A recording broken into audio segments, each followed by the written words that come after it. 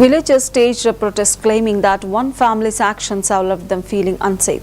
However, the accused family strongly denied the charges, alleging that they were being targeted for exposing irregularities in temple funds. On May 24, an incident turned violent when Venkata Surya, allegedly under the influence of alcohol, attacked Ramayanam Suresh and threatened his family. Police registered a case under Rajolu station and granted station bail, but villagers allege the behavior continues. They further accused the family of misleading minors and demanded protection.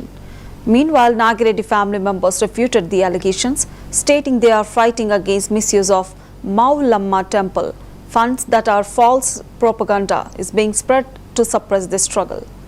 గత ఆదివారం 24వ తారీఖుని 2 గంటల సమయంలో పిల్లలతోటి మా చుట్టాలతోటి మా అత్తగారి ఇంట్లో మా ఆవిడ పడుకుంటుండగా నాగిరెడ్డి సూర్య, ఎర్రంశెట్టి సురేంద్ర, లంకలపల్లి సతీష్ అని ముగ్గురు వాళ్ళ మరి ఆ రోజు ఏ సేవించారో కానీ మాకు తెలియదు. డ్రగ్సా, గంజాయా లేకపోతే మద్యమా తెలీదు. పడిపోయే స్థితిలో వచ్చి మా ఆవిడ్ని తలుపులు తీయమని బాది మెసడోర్ ఎరగొట్టి నానా బూతులు తిడుతుండగా మా భయంతో తలుపులు తీయలేదు. నాకు ఫోన్ చేసిన వెంటనే దొంగలని నేను వచ్చినప్పటికీ వాళ్ళని నేను చూశాను.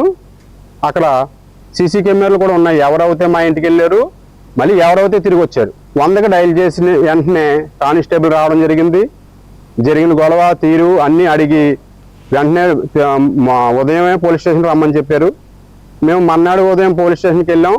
ఎస్ఐ గారు, సిఐ గారు సహకరించి పిలుస్తానమ్మా, నేను ఎంక్వైరీ చేస్తాను, మీరు పిటిషన్ ఇచ్చేయాలని అన్నారు. అలాగే మేము కంప్లైంట్ ఇచ్చేళ్ళాం.